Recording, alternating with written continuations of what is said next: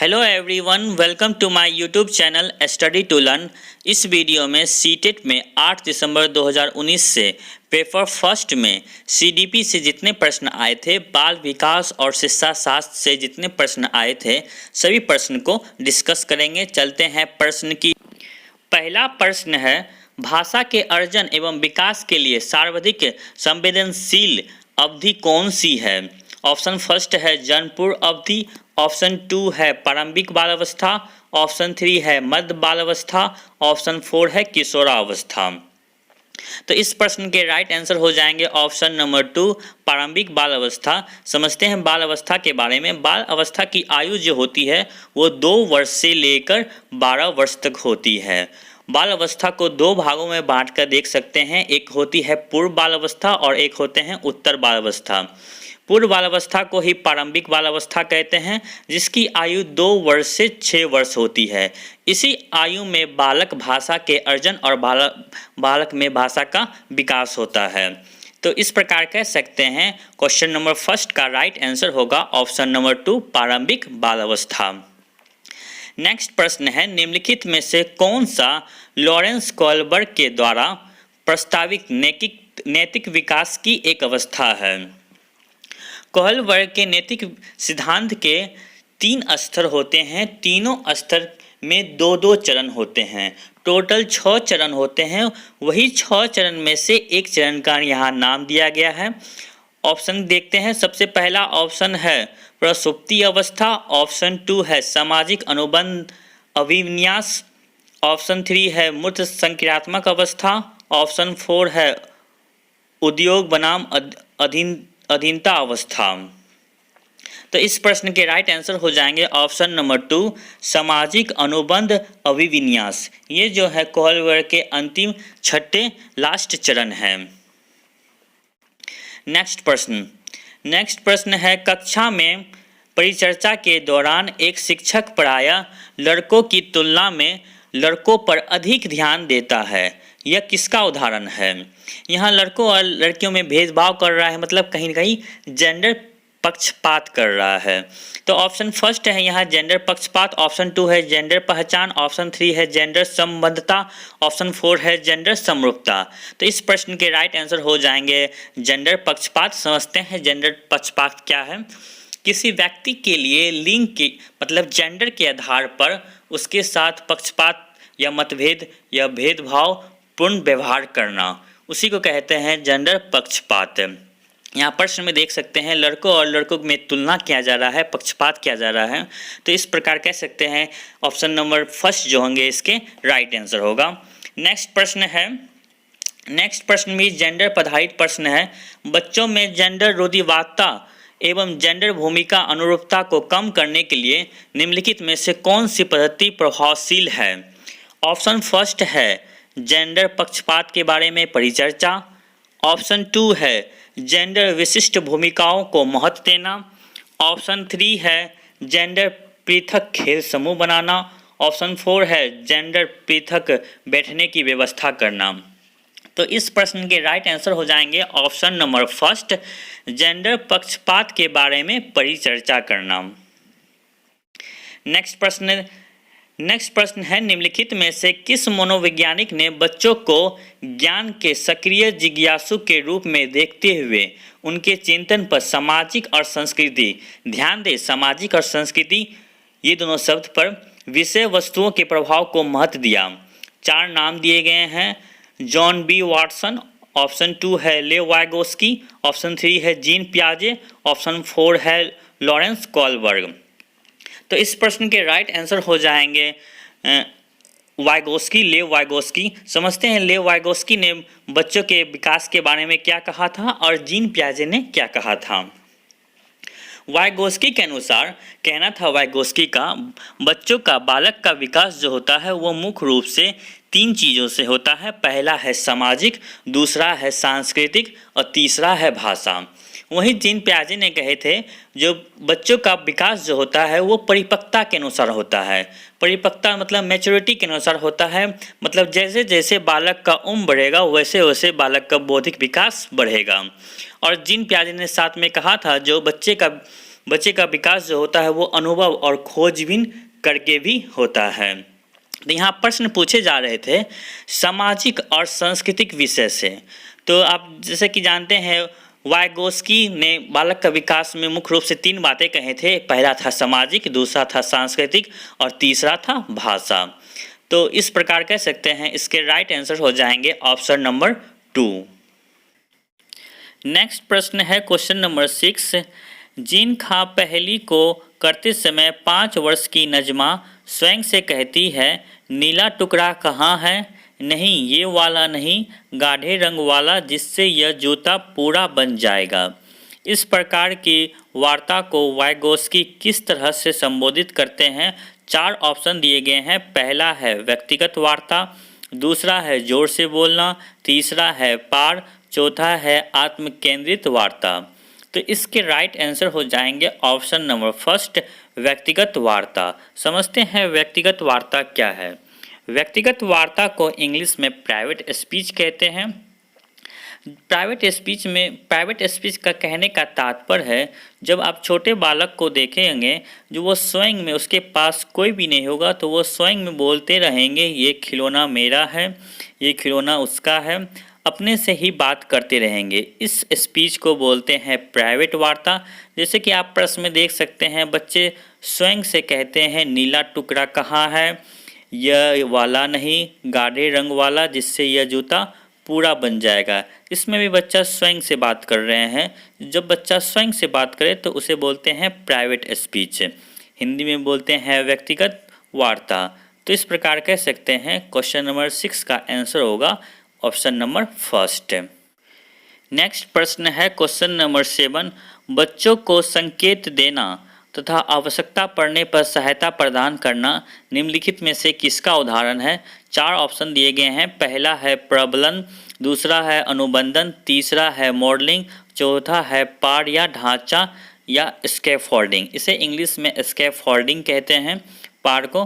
तो इसके right answer जो हो जाएंगे क्वेश्चन नंबर 7 के वो ऑप्शन नंबर 4 होंगे पार या ढांचा या स्कैफोल्डिंग। समझते हैं स्कैफोल्डिंग क्या होता है। स्कैफोल्डिंग जो है वो एक अस्थायी सहायता है जो बच्चों को जीडीपी के दौरान मतलब समीपस्थ विकास के क्षेत्र के दौरान दिया जाता है। मतलब बच्चों को टेम्प्रोरी हेल्प दिया जाता है। समझते हैं एग्जाम्पल की मदद से। जैसे कि कोई बच्चा है वो साइकिल सीख रहा है। साइकिल सीखते समय कुछ समय के लिए, कुछ दिनों के लिए उसे सहायता प्रदान करते हैं, सहायता करते हैं साइकिल सीखने में। जब वो सीख जाता है तो उसे सहायता करना बंद कर देते हैं। वो जो हेल्प होता है वो हेल्प जीवन भर नहीं होता है, कुछ दिनों के लिए होता है, जो कि एक टेम्प्रोरी हेल्प है, अस्थायी सहायता है। इस अस्थायी सहायता को बोलते हैं स्कैफोल्डिंग और हिंदी में बोलते हैं पार या ढांचा। तो इस प्रकार कह सकते हैं। इसके राइट आंसर हो जाएंगे ऑप्शन नंबर 4। प्रश्न को देखिए, बच्चे को संकेत देना या आवश्यकता पड़ने पर सहायता करना, तो उसे कहते हैं स्कैफोल्डिंग। नेक्स्ट प्रश्न है निम्नलिखित व्यवहारों में से कौन सा जीन पियाजे के द्वारा प्रस्तावित मूर्त संक्रियात्मक अवस्था को विशोषित करता है? ऑप्शन फर्स्ट है परिकल्पित निगात्मक तर्क और साध्यात्मक विचार, ऑप्शन 2 है संरक्षण कक्षा समावेशन, ऑप्शन 3 है स्थगित अनुकरण और पदार्थ अस्तित्व, ऑप्शन 4 है प्रतीकात्मक खेल और विचारों की अनुत्क्रमणीयता। प्रश्न में ध्यान से देखें, जीन पियाजे के ये तीसरा स्टेज है मूर्त संक्रियात्मक अवस्था। इसे ठोस संक्रियात्मक अवस्था भी कहते हैं और इंग्लिश में स्टेज ऑफ कंक्रीट ऑपरेशन भी कहते हैं। इस अवस्था में बालक की आयु 7 वर्ष से 11 वर्ष के बीच में होती है। इस अवस्था में बच्चे में पलटावी गुण आ जाते हैं, विचारों में अनुत्क्रमणीयता का गुण आ जाता है। एग्जाम्पल से हम कह सकते हैं जैसे पलटावी गुण, बच्चे जैसे 2 गुना 4, जैसे 2 गुना 4 बराबर 8 होगा तो बच्चे ये भी जान लेते हैं 4 भागा 2 करेंगे तो 2 होगा। बच्चे में पलटावी गुण आ जाते हैं। तो इस प्रकार कह सकते हैं क्वेश्चन नंबर 8 का राइट आंसर होगा ऑप्शन नंबर 4। नेक्स्ट प्रश्न है बच्चों के संज्ञानात्मक विकास के संदर्भ में निम्नलिखित में से कौन सी पियाजे की संरचना है? चार ऑप्शन दिए गए हैं। पहला है स्कीमा, दूसरा है अवलोकन अधिगम, तीसरा है अनुबंधन, चौथा है प्रबलन। तो इसके राइट आंसर हो जाएंगे स्कीमा, ऑप्शन नंबर फर्स्ट। समझते हैं स्कीमा क्या है। संज्ञानात्मक विकास के पियाजे के अनुसार स्कीमा क्या है। स्कीमा से तात्पर्य एक ऐसी मानसिक संरचना से होता है जिसका सामान्यीकरण किया जा सके। कहने का तात्पर्य मतलब अगर हमें पता है ये पेन है, ये बुक है, ये मोबाइल है, ये कंप्यूटर है, तो इसका एक ही कारण है, हमारे ब्रेन में इसका स्कीमा बन चुका है, इसलिए हमें पता है ये पेन है, ये बुक है। लेकिन जब एक छोटे बालक जो है वो चिड़िया को देखता है तो पता चलता है वो चिड़िया है, उसे बताया गया तो चिड़िया है, तो दिमाग में स्कीमा बना लिया। जब फिर वो दूसरे दिन एरोप्लेन को देखता है तो वो उसे चिड़िया समझ लेता है, लेकिन वो होता है एरोप्लेन, तो उसे बताया जाता है ये एरोप्लेन है, तो वो फिर से दिमाग में वो स्कीमा का जगह बनाता है जो ये एरोप्लेन है। फिर वो तीसरा दिन एरोप्लेन को देखता है तो बोलता है यह एरोप्लेन ही है, क्योंकि उसके बच्चे के दिमाग में स्कीमा बन चुका है जो ये एरोप्लेन है। तो वही होते हैं स्कीमा। तो प्रश्न यही है, बच्चों के संज्ञानात्मक विकास के संदर्भ में निम्नलिखित में कौन से पियाजे की संरचना है। पियाजे की संरचना में से एक संरचना जो है वो है स्कीमा। नेक्स्ट प्रश्न है, आकलन का प्राथमिक उद्देश्य क्या होना चाहिए। चार ऑप्शन दिए गए हैं। पहला है विद्यार्थियों के लिए श्रेणी निश्चित करना, दूसरा है संबंधित अवधारणाओं के बारे में बच्चों को अस्पष्टता और भ्रांतियों को समझना, ऑप्शन 3 है विद्यार्थी के प्राप्तांकों के आधार पर उनको नामांकित करना, ऑप्शन 4 है रिपोर्ट कार्ड में उत्तीर्ण और अनुत्तीर्ण अंकित करना। जब इस टाइप के प्रश्न आए तो आपको आसानी से तीन प्रश्न जो होंगे, तीन ऑप्शन जो होंगे वो निगेटिव होंगे और आसानी से कट जाएंगे। जो एक प्रश्न बचेंगे वो क्या होंगे, राइट होंगे। तो देखते हैं इसमें कौन कौन सा स्टेटमेंट रॉन्ग है जो कि नेगेटिव है। विद्यार्थियों के लिए श्रेणी निश्चित करना, विद्यार्थियों के लिए श्रेणी निश्चित करना ये फर्स्ट है, ये सेकेंड है, ये कौन सा स्टेटमेंट है, रॉन्ग स्टेटमेंट है। ऑप्शन थर्ड है विद्यार्थी के प्राप्तांकों के आधार पर, मतलब विद्यार्थी के नंबरों के आधार पर उसका नामांकन करना, ये भी क्या है, रॉन्ग स्टेटमेंट है। रिपोर्ट में उत्तीर्ण, पास और फेल का नाम अंकित करना, जब विद्यार्थी का रिपोर्ट कार्ड आता है तो उसमें पास और फेल लिखना, ये भी क्या है कि नेगेटिव स्टेटमेंट है। जो ऑप्शन नंबर 2 बचा ये इसके राइट आंसर होंगे। संबंधित अवधारणाओं के बारे में बच्चों को स्पष्टता और भ्रांतियों को समझाना, तो इसके राइट आंसर हो जाएंगे ऑप्शन नंबर 2।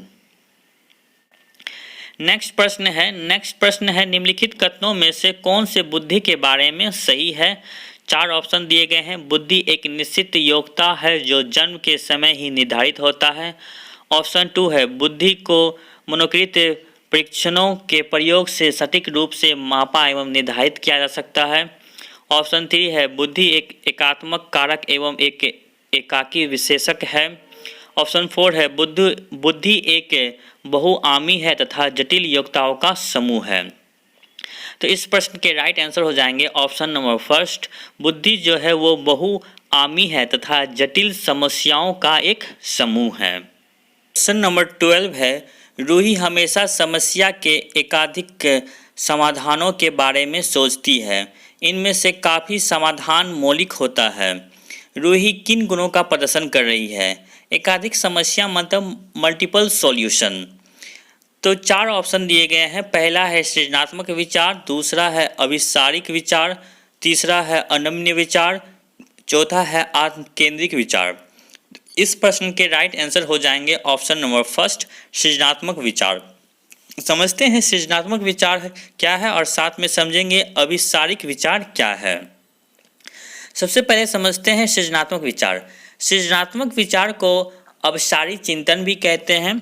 ऐसे प्रश्न जिसके एक या एक से अधिक उत्तर दिया जा सके, जैसे यदि जल नहीं होता तो क्या होता। और दूसरा प्रश्न है कौन सा वो चार संख्या है जिसका औसत 2 होगा। तो देख सकते हैं इस टाइप के प्रश्न के एक से अधिक उत्तर दिए जा सकते हैं, जिसे हम खुला प्रश्न भी कहते हैं और मुक्त प्रश्न भी कहते हैं। इस टाइप के प्रश्न और इस टाइप के विचार जो होते हैं वो सृजनात्मक विचार होते हैं, जिसमें एकाधिक मतलब मल्टीपल सॉल्यूशन होता है। तो इस प्रकार कह सकते हैं इसके राइट हो जाएंगे ऑप्शन नंबर फर्स्ट। और साथ में समझते हैं अभिसारिक विचार क्या है। अभिसारिक विचार मतलब अभिसारी चिंतन, ऐसे प्रश्न जिसके एक प्रकार के उत्तर दिए जाते हैं। जैसे 5 + 10 कितना होगा, वो हमेशा 15 ही होगा, 20 कभी नहीं होगा। और जैसे एमसीक्यू टाइप के प्रश्न, मल्टीपल चॉइस क्वेश्चन जो होते हैं, जैसे भारत के प्रधानमंत्री कौन है, उसका एक ही रिजल्ट आएगा। इस टाइप के प्रश्न जो होते हैं ये बंद प्रश्न होते हैं और इस विचार को बोलते हैं अभिसारिक विचार। अभिसारिक विचार और अपसारी विचार, इस दोनों से काफ़ी प्रश्न आते हैं। ध्यान दें, फर्स्ट में जो है सृजनात्मक विचार, इसे हम अपसारी चिंतन भी कह सकते हैं, अपसारी विचार भी कह सकते हैं। और दूसरा है अभिसारिक विचार।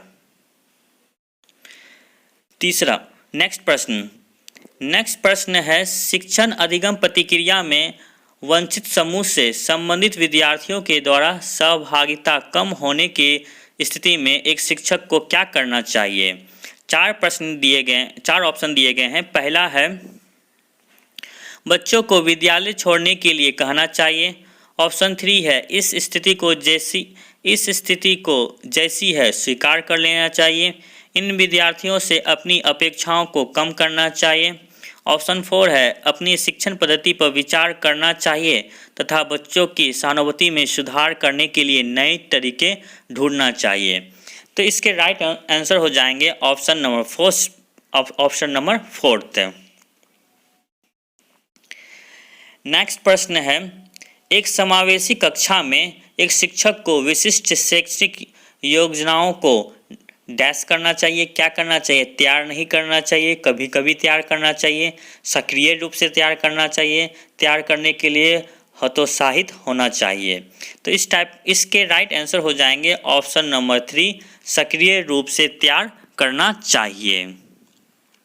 समझते हैं समावेशी कक्षा मतलब समावेशी शिक्षा क्या है। समावेशी शिक्षा एक ऐसी शिक्षा को कहते हैं जिसमें आवश्यकता के अनुसार समान रूप से शिक्षा उपलब्ध कराया जाए। जैसे कि इस समावेशी शिक्षा भी किसी प्रकार में भेदभाव नहीं किया जाता है। कौन सा भेदभाव? जैसे भाषाई क्षमता हो, लिंग हो, धर्म हो, सामाजिक आर्थिक स्थिति या बौद्धिक क्षमता को ध्यान में रखे बगैर समान अवसर की शिक्षा दी जाती है। समावेशी कक्षा मतलब हो गया वो कक्षा जिसमें समान बालक के साथ साथ विशिष्ट आवश्यकता वाला बालक मतलब शारीरिक रूप या मानसिक रूप से असमर्थ बालक, दोनों बालक एक साथ एक कक्षा में बैठते हैं, उस कक्षा को बोलते हैं समावेशी कक्षा। तो इसलिए इसके राइट आंसर हो जाएंगे ऑप्शन नंबर 3, सक्रिय रूप से तैयार करना चाहिए। क्वेश्चन 15 है क्वेश्चन 15 है पठन वैफल्य बच्चों के प्राथमिक लक्षण क्या है। पठन वैफल्य मतलब जो पढ़ नहीं सकते हैं, डिस्लेक्सिया। इंग्लिश में देखिए यहाँ पर डिस्लेक्सिया दिया हुआ है। तो डिस्लेक्सिया क्या होता है? डिस्लेक्सिया में बच्चे पढ़ नहीं पाते हैं, उसके पठन क्षमता बहुत कम होती है। तो 4 ऑप्शन दिए गए हैं। पहला है न्यून अवधान विकार। ऑप्शन 2 है अपसारी चिंतन, पढ़ने में धरा प्रवाह।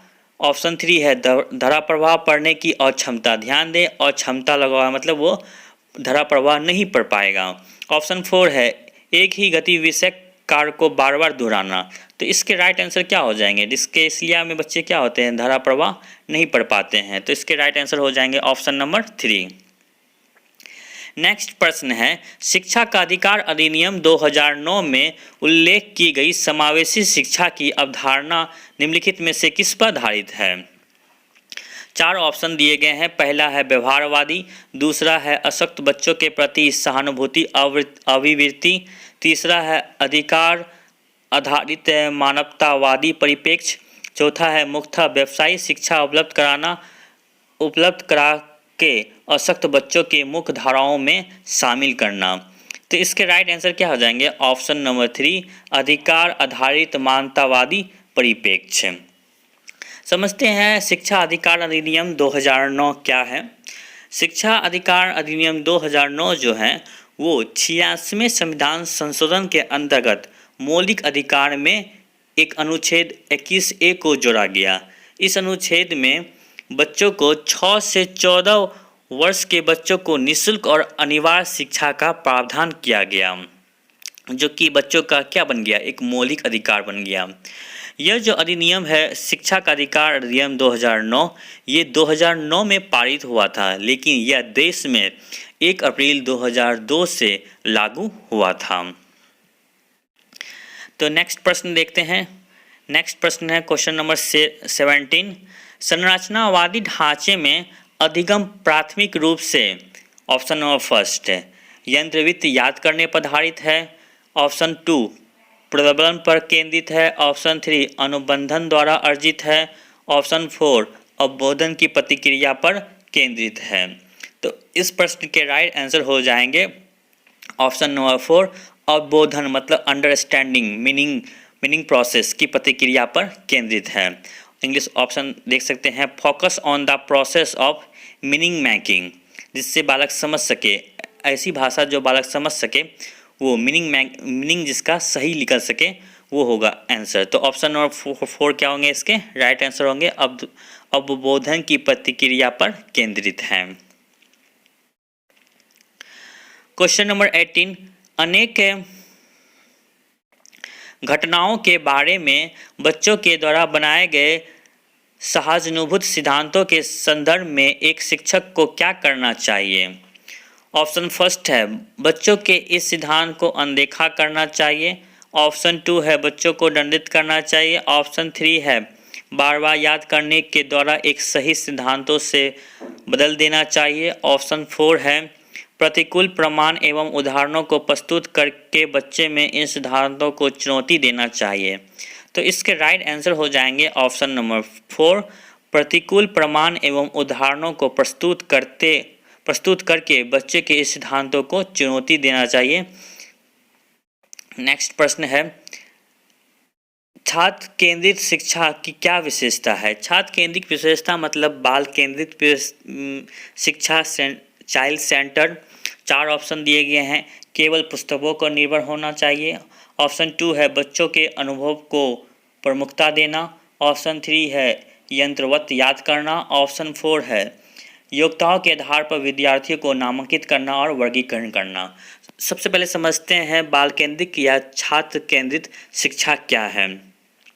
बाल केंद्रित शिक्षा का अर्थ है बालक की रुचियों, प्रवृत्तियों तथा क्षमता को ध्यान में रखकर शिक्षा प्रदान करना, या उस शिक्षा को बोलते हैं बाल केंद्रित शिक्षा।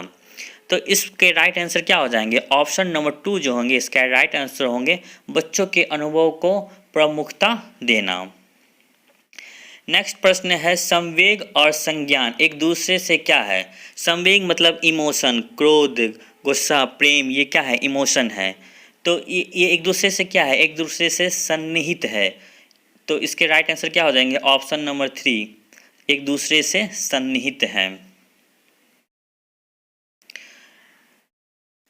नेक्स्ट प्रश्न संरचनावादी सिद्धांतों के अनुसार अधिगम के बारे में निम्नलिखित कथनों में से कौन सा कथन सही है।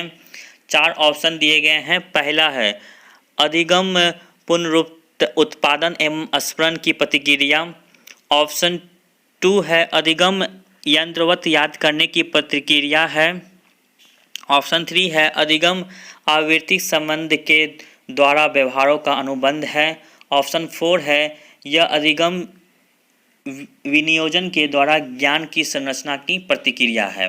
तो इसके राइट आंसर हो जाएंगे ऑप्शन नंबर 4। संरचनावादी सिद्धांत जो है उसके अनुसार अधिगम जो है अधिगम सक्रिय विनियोजन के द्वारा ज्ञान की संरचना की प्रतिक्रिया है। तो ऑप्शन नंबर 4 इसके राइट आंसर होगा। नेक्स्ट प्रश्न है विद्यार्थी को स्पष्ट उदाहरण एवं गैर उदाहरण देने का क्या परिणाम है। पहला ऑप्शन है अवधारणात्मक परिवर्तनों को प्रोत्साहित करने के लिए यह प्रभावशील तरीका है, ऑप्शन 2 है यह विद्यार्थियों के दिमाग में भ्रांतियों उत्पन्न करता है मतलब कन्फ्यूजन उत्पन्न करता है, ऑप्शन 3 है यह अवधारणाओं की समझ में अभाव पैदा करता है, ऑप्शन 4 है यह अवधारणाओं समझ के बजाय कार्यविधिक प्रतिक्रिया ज्ञान पर केंद्रित करता है। तो इसके राइट आंसर हो जाएंगे ऑप्शन नंबर फर्स्ट।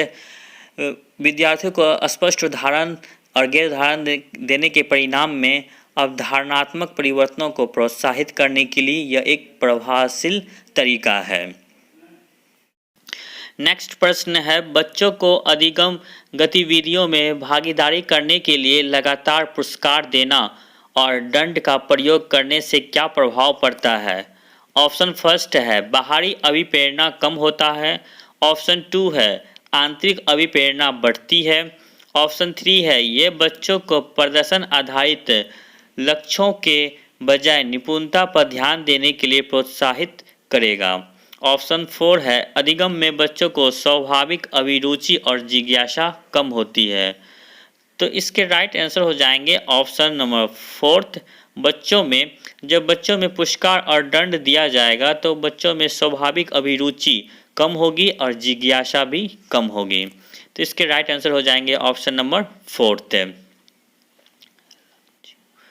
नेक्स्ट प्रश्न है, निम्नलिखित में से कौन सा प्रथाएं सार्थक अधिगम को बढ़ावा देती है? ऑप्शन फर्स्ट है शारीरिक दंड। ऑप्शन टू है सहयोगात्मक अधिगम पर्यावरण। ऑप्शन थ्री है सतत एवं समग्र मूल्यांकन। ऑप्शन फोर है निरंतर तुलनात्मक मूल्यांकन। तो इस प्रश्न के राइट आंसर हो जाएंगे ऑप्शन नंबर टू जो है सहयोगात्मक अधिगम पर्यावरण और सतत एवं समग्र मूल्यांकन। तो नीचे चार ऑप्शन दिए गए हैं, इसमें से टू और थर्ड खोजना है, सेकंड और थर्ड, जो कि ऑप्शन नंबर टू में दिया हुआ है, ऑप्शन नंबर टू और थ्री। तो इसके राइट आंसर होगा ऑप्शन नंबर टू। नेक्स्ट प्रश्न है, शिक्षक बच्चों को जटिल अवधारणाओं की समझ को किस प्रकार सहज कर सकते हैं?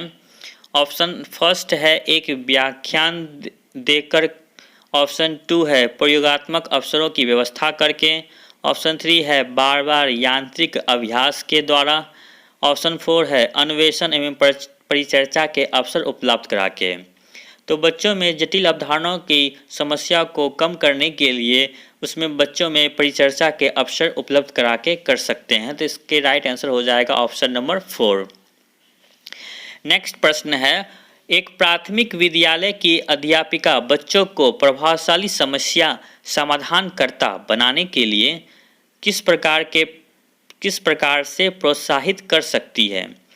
ऑप्शन फर्स्ट है प्रत्येक छोटे कार्य के लिए भौतिक पुरस्कार देना। ऑप्शन टू है केवल प्रक्रियात्मक ज्ञान पर बल देना। ऑप्शन नंबर टू में ध्यान दें, केवल जो होते हैं, केवल वाले स्टेटमेंट जो होते हैं वो हमेशा रॉन्ग होते हैं। ऑप्शन थ्री है गलत उत्तर को अस्वीकार करके दंडित करना, गलत क्वेश्चनों को अस्वीकार करना, ये ऑप्शन भी हमेशा गलत होते हैं। ऑप्शन फोर है बच्चों को सहजानुभूति अनुमान लगाने के लिए प्रोत्साहित करके तथा उसी पर आधारित विचार मंथन करके। तो इसके राइट आंसर हो जाएंगे ऑप्शन नंबर फोर। नेक्स्ट प्रश्न है, निम्नलिखित अवधि में किसमें सर्वाधिक वृद्धि एवं विकास तीव्र गति से घटित होता है? तो ऑप्शन फर्स्ट है शिशुअवस्था एवं प्रारंभिक बालावस्था। दूसरा ऑप्शन है प्रारंभिक बालावस्था और मध्य बालावस्था। तीसरा है मध्य और किशोरावस्था। चौथा है किशोरा और वयस्कता। तो इसके राइट आंसर हो जाएंगे ऑप्शन नंबर फर्स्ट। शिशुअवस्था और बाल अवस्था में बच्चे के शारीरिक विकास काफ़ी तेज से घटित होता है। नेक्स्ट प्रश्न है, निम्नलिखित में से कौन सा विकास का सिद्धांत नहीं है? ध्यान दें, प्रश्न में नहीं लगा हुआ है। इस चारों में से एक जो सिद्धांत है वो विकास के सिद्धांत नहीं है। चार ऑप्शन दिए गए हैं। विकास से जीवन पर्यंत होता है, इस एक सिद्धांत है। विकास परिवर्तीय होता है, ये भी एक सिद्धांत है। ऑप्शन थ्री है विकास आनुवंशिकता एवं पर्यावरण दोनों के द्वारा प्रभावित होता है, ये भी एक सिद्धांत है। ऑप्शन फोर है विकास सार्वभौमिक तथा सांस्कृतिक संदर्भ इसे प्रभावित नहीं करते हैं, ये विकास का सिद्धांत नहीं है। तो ऑप्शन नंबर फोर जो होंगे इसके राइट आंसर होंगे। नेक्स्ट प्रश्न है, वैयक्तिक विभिन्नताओं को प्राथमिक कारण क्या है? ऑप्शन फर्स्ट है लोगों के द्वारा माता पिता के प्राप्त आनुवंशिक संकेत पद्धति कोड। ऑप्शन 2 है जन्मजात विशेषता। ऑप्शन 3 है पर्यावरण प्रभाव। ऑप्शन 4 है आनुवंशिकता एवं पर्यावरण के बीच जटिल पारस्परिक क्रिया। तो इसके राइट आंसर हो जाएंगे ऑप्शन नंबर 4, वैयक्तिक विभिन्नताओं का प्राथमिक कारण है आनुवंशिकता और पर्यावरण के बीच का जटिल पारस्परिक क्रिया। नेक्स्ट प्रश्न, निम्नलिखित में से कौन सा द्वितीय समाजीकरण एजेंसी का उदाहरण है? समाजीकरण मतलब सोशलाइजेशन। द्वितीय सोशलाइजेशन समाजीकरण के 5 प्रकार होते हैं, पहला, दूसरा, तीसरा, चौथा और पांचवा। दूसरा सोशलाइजेशन के अंतर्गत कौन से आते हैं? इसमें 4 ऑप्शन दिए गए हैं।